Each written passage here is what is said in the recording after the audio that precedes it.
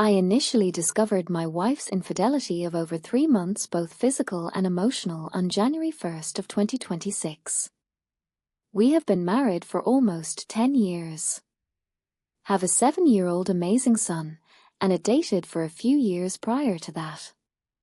I discovered a 3-month-long affair at that time involving a friend of mine, but also a previous love interest of my wife had been texting and meeting up secretly prior to that time.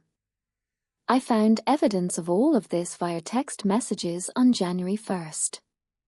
I tried to reconcile with her for the sake of my son and to say in the later years, whether or not things work out, that I had done my best and tried to salvage what we had once had, but that was an impossibility. Then I discovered repeated contact after I had requested, stripped no contact between her and the affair partner less than 3 weeks after the initial D-Day. I then had her call this person in front of me and explain that she was committed to our relationship, and they could no longer talk to each other. Today she explained to me that she had a professional development course which was required for a person in her current position to attend. We have Life 360 enabled, which she was reluctant to provide. She took her iPad and computer, which I had used to monitor her online activity, as the previous 2 episodes of infidelity had to be discovered and were never disclosed. I contacted her immediate colleague and equal at her job, who was very confused about what professional development I was referencing, despite her saying that she was frustrated that this colleague was not going to be attending the professional development. I discovered that her previous and current affair partner had rented a room in the downtown Metroplex where we live starting Sunday and leaving Wednesday, meaning that he was present for the 2 days that she claimed she would be engaged in professional development, largely in the same downtown area. She had lied to me about her location this evening on multiple occasions while her phone and Life 360 was pinging her to the hotel, which I had called and verified that the registration and hotel confirmation for days was Sunday until Wednesday, and her phone continued to ping to that location. I had even called and requested to be connected to this person's room, and they immediately responded on the phone and hung up when they recognized that it was me, as we had previously been friends. She lied about where she was and stated that she was leaving other places that were over 5 blocks away while her phone remained stagnant at this hotel.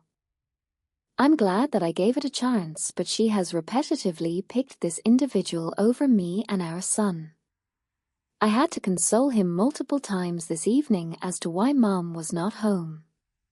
She then attempted to gaslight and accuse me of being an overly suspicious betrayed partner when I had the proof of what was happening in front of my face.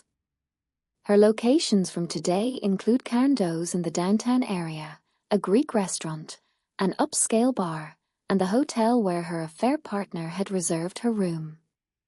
I am filing for divorce as soon as I can get an attorney on the phone.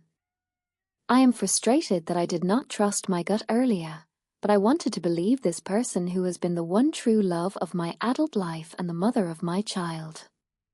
But her attempts at gaslighting and continued deception, whether or not she is currently shacked up with this other individual, doing not matter, as she has lied to me explicitly and implicitly about her whereabouts.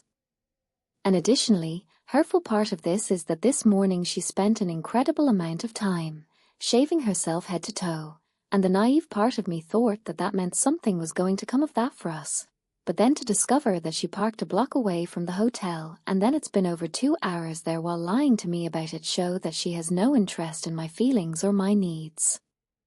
I am just frustrated in that in the past 5 weeks at most I have tried to rebuild and regain the good relationship that we both believe we once had, and she has repeatedly shit on that idea. I wish my reconciliation story was better and possible, but I cannot live this way.